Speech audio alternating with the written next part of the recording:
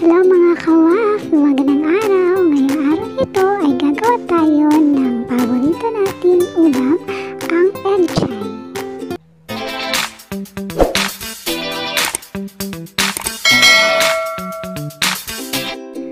Para sa ating mga sangkap mga kawaf ay meron tayong 5 bungkos ng pechay.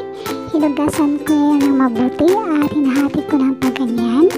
And then meron din tayong 4 na kamatis. So mas mabuti yung kamatis ay yung mapula dahil madali itong lumambot at madulo. Meron din tayong sibuyas at bawang at syempre yung itlog.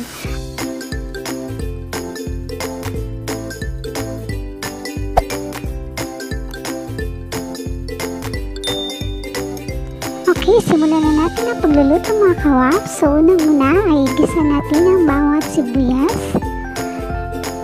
hanggang maging mabango ang mga ito. Kapag maging mabango na ang sibuyas at bawang mga kawaf, ay isunod natin mamaya ang kamatis.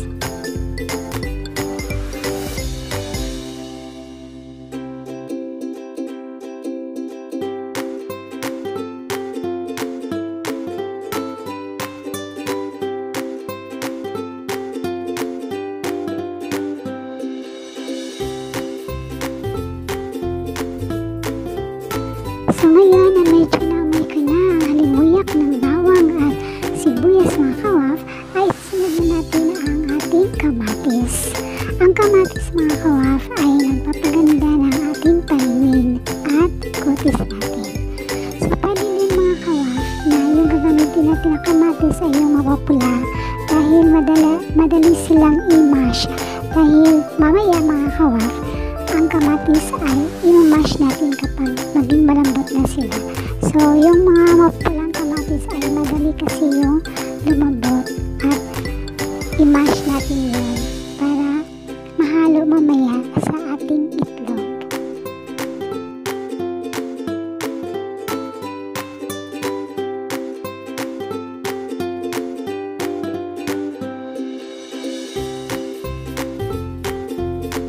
Ayan mga kawaf, yung kamatis natin ay unti-unti nang lumalambot, so pwede natin itong i-mash or durugin natin.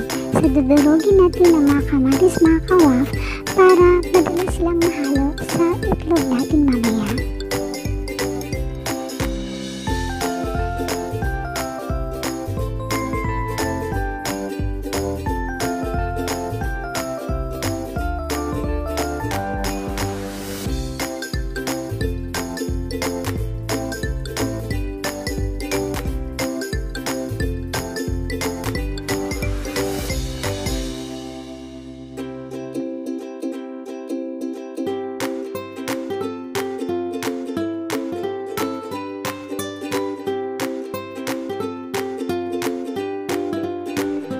Kapag nadurog natin ang mga kamatis mga kawaf, ay sunod natin ang pechay at takpan natin ito para lumambot ito ng konti.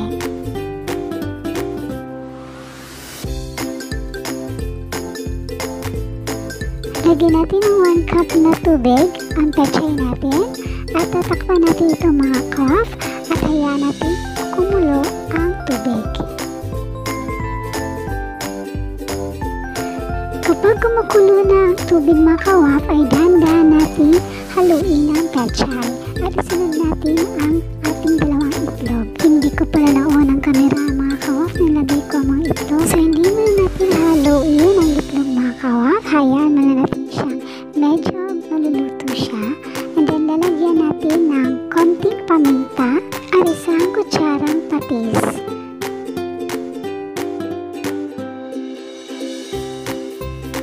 Kapag nakikita na natin na bagyang niluluto na ang mga itlog mga kawaf, ay dahan-dahan natin itong haluin. Sa puntong ito mga kawaf, habang dahan-dahan natin hinahalo ang ating niluluto, ay i-turn off na natin ang ating apoy.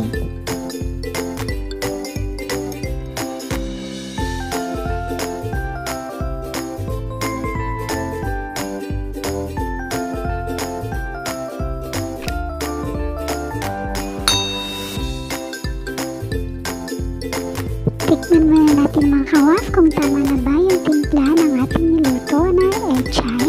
At kung sa tingin ito ay pwede natin dagdagan ng patis. Patis lang ang timpla ng ating niluto dito.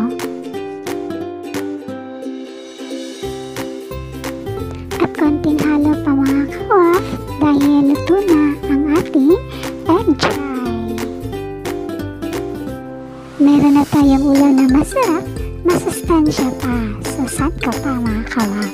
So, sana ay lutuin nyo rin ito at salamat sa panonood.